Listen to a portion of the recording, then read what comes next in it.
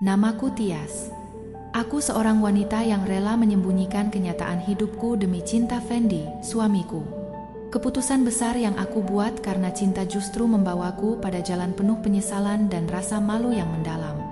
Aku tidak pernah menyangka bahwa keputusan ini akan membuatku terjebak dalam kebohongan yang menyakitkan.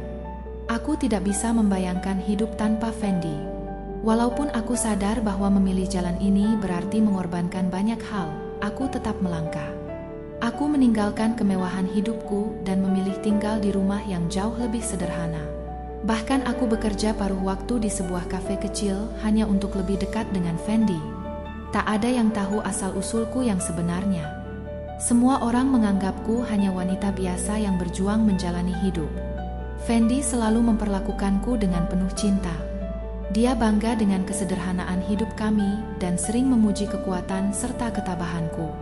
Meski aku merasa dihargai, aku tahu di balik itu semua ada rahasia besar yang tak bisa aku simpan selamanya. Aku takut jika Fendi tahu siapa aku sebenarnya, dia mungkin tidak akan lagi mencintaiku. Masalah mulai muncul ketika aku berinteraksi dengan keluarganya. Ibu mertua dan Linda, adik iparku, sering memperlakukanku dengan penuh hinaan. Mereka tak ragu untuk merendahkan aku, seolah-olah aku tak layak menjadi bagian dari keluarga ini. Ibu mertua sering mengkritik setiap hal tentangku, sementara Linda dengan sinis memperlihatkan kebenciannya. Mereka bahkan merasa punya hak untuk mempermalukanku di depan Fendi, yang tidak tahu apa yang sebenarnya terjadi di belakangnya. Suatu hari, setelah Fendi pergi bekerja, ibu mertua dan Linda merencanakan sesuatu yang membuatku merasa sangat terhina. Mereka memaksaku untuk mengerjakan pekerjaan rumah tanpa henti, sementara mereka duduk santai mengobrol. Tak ada satu kata pun dari mereka yang mengucapkan terima kasih. Mereka hanya memperlihatkan rasa benci dan superioritas mereka. "Lihat saja suamimu, dia tak tahu betapa rendahnya kamu," kata ibu mertua dengan nada sinis, sambil melihat sekitar rumah kami yang sederhana. Aku hanya bisa menunduk, menahan air mata yang hampir jatuh. Aku merasa lelah dengan perlakuan mereka, namun aku tak bisa berbuat apa-apa. Fendi, suamiku, tentu tidak tahu apa yang terjadi di belakangnya. Dia masih terjebak dalam kebahagiaannya yang sederhana bersama aku. Aku ingin memberitahukan mereka semua yang sebenarnya, tetapi aku takut. Takut jika aku mengungkapkan semuanya, Fendi akan berubah, dan mungkin dia akan berpikir dua kali untuk tetap bersamaku. Aku tahu dia terlalu baik untuk wanita sepertiku. Ibu mertua pernah berkata dengan sinis, "Kalau saja dia tahu siapa kamu yang sebenarnya, mungkin dia akan berpikir dua kali untuk menikahimu." Linda juga ikut menambahkan, "Lihat saja rumah mereka, tidak ada yang istimewa. Fendi seharusnya mencari wanita dari keluarga yang lebih baik, yang bisa membantunya keluar dari hidup miskin ini." Aku merasa air mata menggenang di mataku.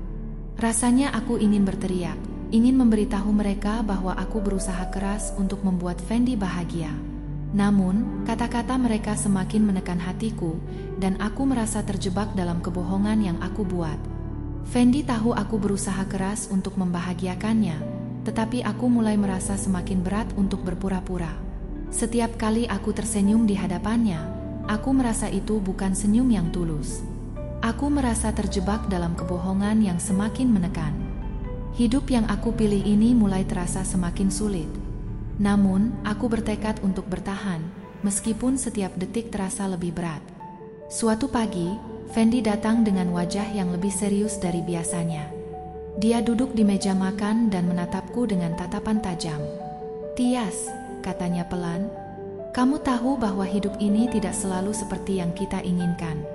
Mungkin kamu merasa bahagia dengan hidup sederhana kita, tapi aku rasa itu tidak cukup. Tidak cukup untuk aku.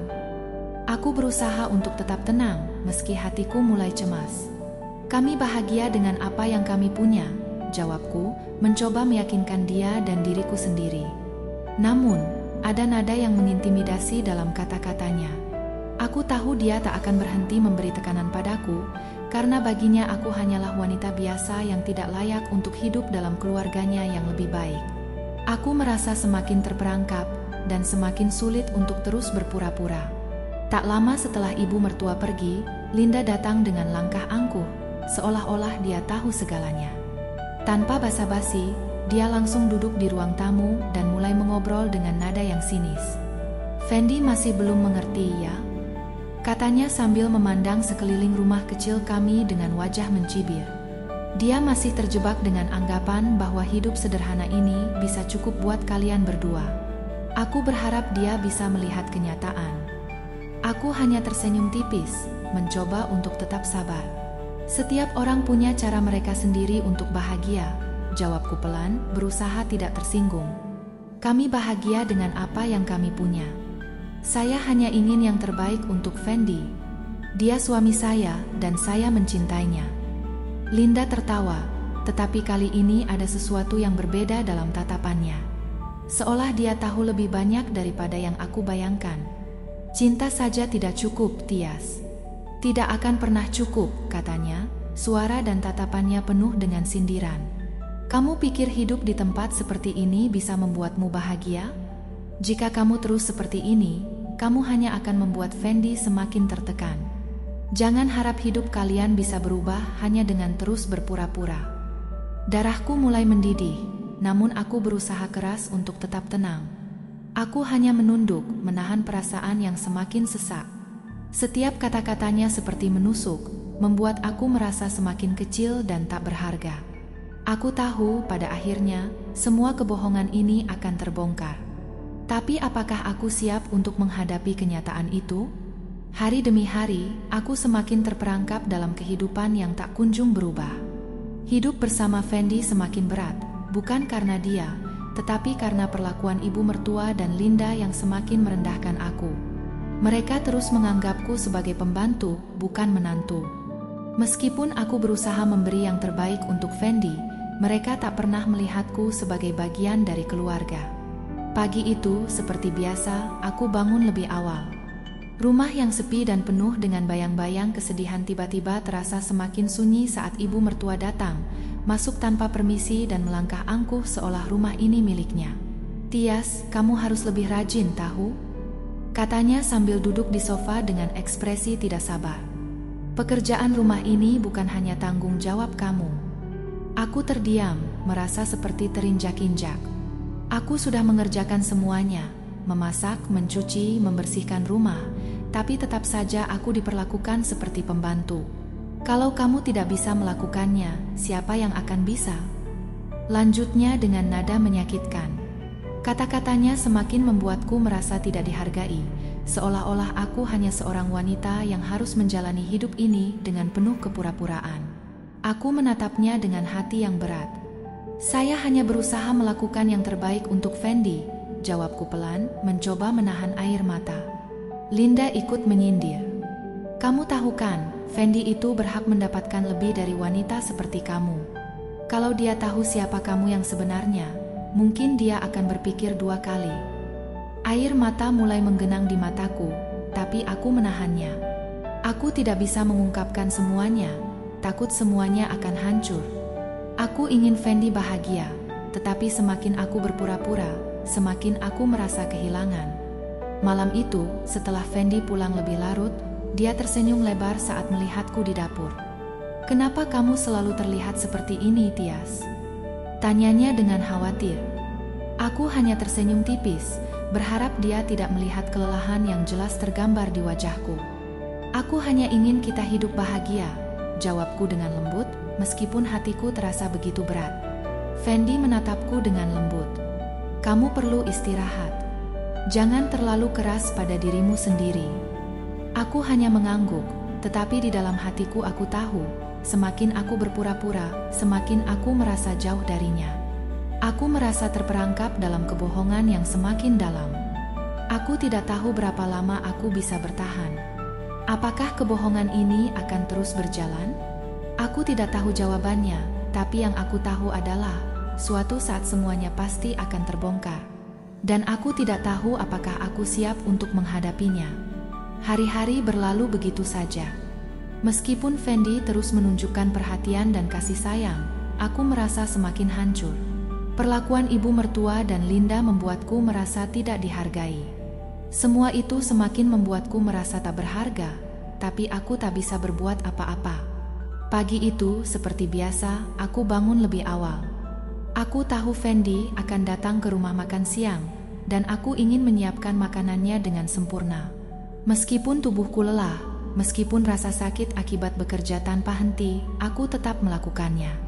Karena aku hanya ingin dia bahagia. Aku berusaha untuk tetap tenang meskipun setiap kata yang diucapkan ibu mertua mengiris hatiku. Saya hanya ingin memberikan yang terbaik untuk Fendi, jawabku pelan. Namun ibu mertua hanya menggelengkan kepala. Jangan terlalu keras, Tias. Kamu pikir dengan terus begini Fendi akan bahagia? Kamu hanya akan membuatnya semakin terbebani, katanya dengan nada penuh penekanan. Aku menahan air mata yang ingin keluar, tapi secepat itu pula aku menundukkan kepala. Aku tidak bisa membiarkan ibu mertua melihat kelemahanku. Aku tidak bisa menunjukkan betapa lelahnya aku menjalani semuanya. Tak lama setelah itu, Linda datang dengan senyum sinis seperti biasa. Dia langsung duduk dan memandang sekeliling rumah kami yang kecil dan sederhana. Rumah yang semakin terasa sempit seiring berjalannya waktu. Tias, katanya sambil melirikku dengan pandangan penuh ejekan, kamu masih saja berpura-pura seperti ini. Hidupmu hanya akan semakin berat kalau terus begini. Aku tahu dia sedang mencari cara untuk menghinaku, tapi aku berusaha untuk tetap diam. Tidak ada yang lebih melelahkan daripada meladeni omongannya yang tak pernah berhenti. Fendi itu baik hati, lanjutnya dengan nada mengejek. Tapi dia bodoh. Dia tidak tahu siapa kamu sebenarnya. Kamu tidak pantas untuk dia. Kamu pikir dengan hidup seperti ini kamu bisa memberinya kebahagiaan? Hanya orang bodoh yang percaya begitu. Mendengar kata-katanya, hatiku hampir pecah, tetapi aku berusaha untuk tidak menunjukkan perasaan itu. Aku tahu jika aku mulai melawan, semuanya akan semakin buruk. Setelah Linda pergi, aku merasa lebih terpuruk. Aku ingin berbicara dengan Fendi dan menceritakan semuanya, tapi aku tahu itu tidak akan mudah. Setiap kali aku siap mengungkapkan kenyataan, aku teringat bagaimana ibu mertua dan Linda akan bereaksi. Aku takut jika aku melakukannya, aku akan kehilangan Fendi selamanya. Hari itu aku merasa seakan segala kebohongan ini sudah terlalu lama aku simpan. Aku bisa merasakan perubahan dalam diriku. Aku menatap Fendi dengan hati berdebar kencang. Inilah saatnya aku harus mengungkapkan semuanya. Tapi aku tahu aku tak bisa. Aku hanya bisa memandangi Fendi dan berusaha untuk tetap tenang. Aku hanya lelah, kataku dengan suara bergetar. Mungkin aku terlalu banyak memikirkan hal-hal yang tidak seharusnya. Fendi mengangguk pelan, tapi aku tahu di dalam hatinya dia masih bingung. Aku merasa semakin jauh darinya dan semakin terjebak dalam kebohongan ini. Setiap hari terasa semakin panjang. Setiap pagi aku terbangun dengan perasaan yang semakin berat, seakan tubuhku ini tak lagi memiliki kekuatan untuk melanjutkan semuanya. Fendi semakin sibuk dengan pekerjaannya, dan aku tahu dia tidak tahu apa yang terjadi di sekitarnya. Ibu mertua dan Linda semakin menjadi-jadi merendahkan aku. Mereka tidak hanya mengkritik dengan kata-kata, tapi juga memperlakukanku seolah-olah aku bukan manusia, hanya seorang pembantu yang tidak berarti. Pagi itu, seperti biasa, aku bangun lebih awal. Aku tahu Fendi akan datang untuk makan siang, dan aku ingin menyiapkan makanannya dengan sempurna, meskipun tubuhku terasa lelah dan sakit karena bekerja tanpa henti. Aku mencoba membersihkan rumah, menyiapkan sarapan, dan merapikan segala sesuatu di sekitarku. Terkadang, aku merasa seperti hantu yang berkeliling rumah ini, melakukan semua pekerjaan tanpa ada yang benar-benar memperhatikanku. Fendi bahkan jarang memberi komentar, hanya sedikit ucapan terima kasih yang terdengar seakan tidak tulus. Setelah aku selesai menyiapkan sarapan, ibu mertua datang. Wajahnya terlihat muram. Aku bisa merasakan hawa dingin yang menyelimuti rumah ketika dia masuk tanpa memberi salam. Dia duduk di meja makan dan menatapku dengan tatapan tajam yang membuatku merasa semakin kecil. "Tias," katanya dengan suara penuh sindiran. "Kenapa rumah ini tidak pernah terlihat rapi? Apa kamu tidak tahu cara merawat rumah dengan baik? Semua ini berantakan seperti tidak ada yang peduli." Aku menelan ludah, mencoba menahan air mata yang hampir jatuh. "Saya sudah berusaha, Bu. Mungkin ada beberapa hal yang belum sempurna, jawabku pelan, berusaha agar suaraku tidak terdengar menyentuh hatinya. Ibu mertua mengangkat alisnya. Mungkin kalau kamu punya latar belakang yang lebih baik, kamu bisa lebih mengerti. Tapi sayangnya, kamu hanya seorang wanita dari keluarga yang tak punya apa-apa. Tidak heran kalau kamu tidak bisa mengurus rumah ini dengan baik, katanya dengan nada tajam. Setiap kali dia berbicara, kata-katanya seperti pisau yang menancap di dadaku. Aku merasa semakin tidak berharga. Aku merasa seperti seorang budak yang harus terus bekerja keras untuk memenuhi tuntutan yang tidak ada habisnya. Tak lama setelah itu, Linda datang dengan langkah angkuh. "Kamu itu bodoh," katanya dengan suara yang sengaja dibesarkan agar aku mendengarnya. "Kamu pikir kamu bisa mendapat perhatian? Kamu bahkan hanya bisa jadi pembantu di rumah ini." Aku menundukkan kepala, menahan perasaan yang hampir meledak. Aku ingin berteriak, membalas semua hinaan yang mereka lontarkan padaku, tapi aku tahu itu tidak akan membawa kebaikan. Aku hanya bisa menahan diri, merasakan setiap hinaan yang datang bagaikan tamparan di wajahku. Hari-hari berikutnya semakin berat. Setiap kali aku bekerja, ibu mertua dan Linda tak pernah berhenti mengkritik. Ibu mertua mengatakan aku tidak tahu cara memasak yang benar, sementara Linda selalu menertawakan cara berpakaian yang dianggapnya tidak sesuai dengan standar mereka. Aku merasa semakin terpinggirkan di rumah yang seharusnya menjadi tempat yang nyaman bagi seorang istri. Aku tahu mereka berdua menganggapku tak pantas berada di sini, di tengah keluarga mereka. Aku hanya seorang istri biasa, tidak lebih dari itu. Namun, meskipun aku tahu semakin lama semakin sulit untuk menahan rasa sakit ini, Linda masuk ke ruangan dan tanpa rasa malu langsung menyindirku. "Tias, kenapa kamu terus-terusan mengerjakan pekerjaan rumah? Apa kamu tidak malu? Kamu hanya istri biasa, bukan wanita yang bisa membawa kebanggaan bagi keluarga ini. Kamu harusnya tahu diri, jangan terlalu berlebihan. Jangan merasa punya hak untuk ikut campur di sini." Hatiku hancur mendengar kata-katanya. Aku hanya ingin diterima, aku ingin ada yang memahami. Tapi mereka malah menganggapku rendah. Aku ingin mengungkapkan semua yang kurasakan kepada Fendi, tapi aku takut. Aku takut dia akan berpihak pada keluarganya, seperti yang sering terjadi pada wanita lain dalam cerita-cerita yang pernah aku dengar. Aku takut Fendi akan memilih keluarganya, seperti kebanyakan orang yang lebih memilih keluarga mereka daripada orang yang mereka cintai. Hidupku terasa seperti menunggu sesuatu yang pasti akan terjadi, tapi aku tidak tahu kapan. Aku merasa terjebak dalam kebohongan ini. Aku tahu suatu saat semuanya akan terungkap, tapi aku tidak tahu apakah aku siap untuk itu. Hari demi hari berlalu, dan aku semakin merasa terkurung dalam rasa sakit ini. Suatu hari, Fendi keluar dari kamar dan hanya bisa terdiam. Aku berdiri di depan pintu, terperangkap dalam kebingungannya.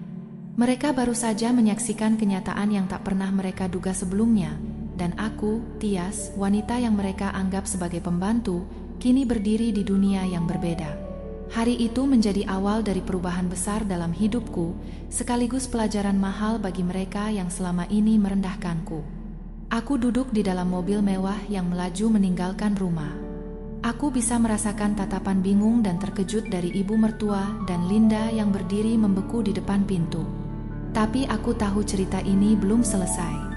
Aku harus melangkah maju, meninggalkan semuanya di belakang.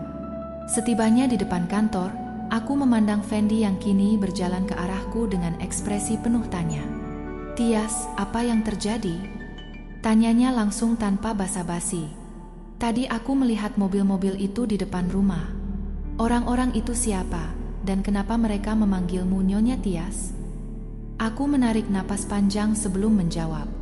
"Duduklah, Fendi. Aku akan menjelaskan semuanya." Fendi menatapku dengan penuh tanda tanya, namun akhirnya dia duduk di hadapanku. "Aku selama ini menyembunyikan sesuatu darimu," kataku dengan suara pelan. "Aku bukan wanita biasa seperti yang kamu pikirkan. Aku adalah pemilik dan CEO dari perusahaan besar yang mungkin pernah kamu dengar. Perusahaan itu bernama Dharma Group." Fendi terkejut, matanya membelalak. "Dharma Group? Maksudmu perusahaan yang selalu masuk berita itu, yang punya cabang di mana-mana? Aku mengangguk. Ya, itulah aku. Tapi aku tidak pernah ingin kamu mencintaiku karena itu. Aku ingin kamu mencintaiku karena aku, bukan karena status atau uangku. Fendi terdiam, bingung. Jadi selama ini kamu pura-pura menjadi orang biasa? Tanyanya akhirnya, masih kebingungan. Kenapa kamu baru memberitahuku sekarang? Aku mengangguk pelan. Aku ingin kita memulai hidup ini dari awal, tanpa beban dari siapa aku sebenarnya. Aku menatapnya dengan penuh harap, berharap dia bisa mengerti. Jadi ibu mertua dan Linda tidak tahu? Tanya Fendi, memastikan. Aku menggeleng. Tidak, mereka tidak tahu. Tapi sekarang mereka sudah tahu tentang perusahaanku. Tapi itu bukan yang terpenting. Yang penting, aku ingin kamu menerima aku apa adanya.